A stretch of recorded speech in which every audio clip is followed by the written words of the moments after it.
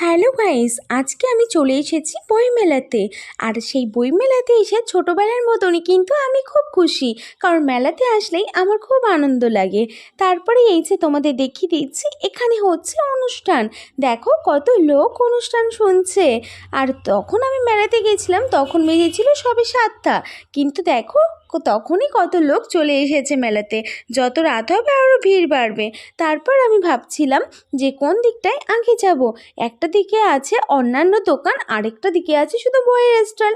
তারপর ভাবনা চিন্তা করতে করতে আমি ফার্স্টে চলে গেলাম অন্য দিকটায়, যেখানে আছে দেখো বালতি, মগ, কানের দুল, সব কিছুই আর কি একটা মেলাতে যা থাকে।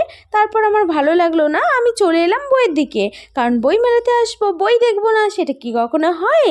সেটা হতেই পারে না। আর তোমরা যারা গল্পের বই পড়তে ভালোবাসো, আমাকে প্লিজ কমেন্ট করে জানিও। আমারও কিন্তু গল্পের বই পড়তে খুব ভালো লাগে। তারপর অনেকই স্টল বসেছে বইয়ের, সব ধরনের বই এখানে ছিল। তাও আমি তোমাদেরকে একটু দেখিয়ে দিলাম, এই বইটা একটু দেখো তোমরা। তারপরে আমি তোমাদের দেখিয়ে দিচ্ছি, এখানে দেখো কত স্টিকার আর কত মানুষের ভিড়, দেখেছো? প্রচুর মানুষের ভিড়। আর দেখো বাচ্চারা খেলছে। তারপরে দেখিয়ে দিলাম রবীন্দ্রনাথের একটা বই। তারপর আমি মনে মনে ভাবছি, সবাই তো বই পড়ছে, আমি পড়বো না, এটা কি হতে পারে? আমিও একটু বই পড়ে নিলাম। উল্টেই যাচ্ছি, আর আমি ভাবছি আমার পড়া হয়ে যাচ্ছে। উল্টে উল্টে কি আর বই পড়া হয়? তারপরে আরও দেখো এখানে কত মোটা মোটা কত রকমের বই আছে, তোমরা দেখেছো?